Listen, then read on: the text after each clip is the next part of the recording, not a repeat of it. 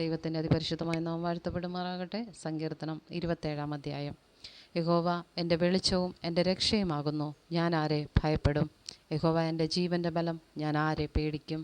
എൻ്റെ വൈരികളും ശത്രുക്കളുമായ ദുഷ്കർമ്മികൾ എൻ്റെ മാംസം തിന്നുവാൻ എന്നോടടുക്കുമ്പോൾ ഇടറി വീഴും. ഒരു സൈന്യം എൻ്റെ നേരെ പാളയമിറങ്ങിയാലും എൻ്റെ ഹൃദയം ഭയപ്പെടുകയില്ല. എനിക്ക് യുദ്ധം നേരിട്ടാലും ഞാൻ നിർഭയമായിരിക്കും. ഞാൻ യഹോവയോട് ഒരു കാര്യം അപേക്ഷിച്ചു, അതുതന്നെ ഞാൻ ആഗ്രഹിക്കുന്നു. യഹോവയുടെ മനോഹരത്വം കാണുവാനും അവൻ്റെ മന്ദിരത്തിൽ ധ്യാനിപ്പാനും എൻ്റെ ആയുഷ്കാലമൊക്കെ ഞാൻ യഹോവയുടെ ആലയത്തിൽ പാർക്കേണ്ടതിന് തന്നെ.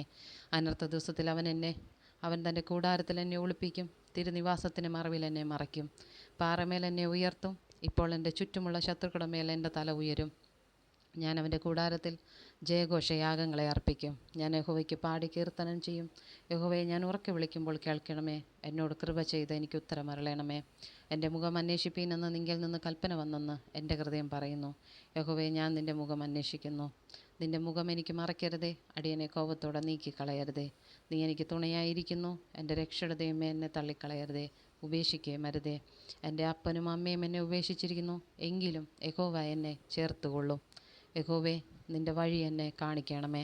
എൻ്റെ ശത്രുക്കൾ നിമിത്തം നേരെയുള്ള പാതയിൽ എന്നെ നടത്തണമേ. എൻ്റെ വൈരികളുടെ ഇഷ്ടത്തിന് എന്നെ ഏൽപ്പിച്ചു കൊടുക്കരുതേ.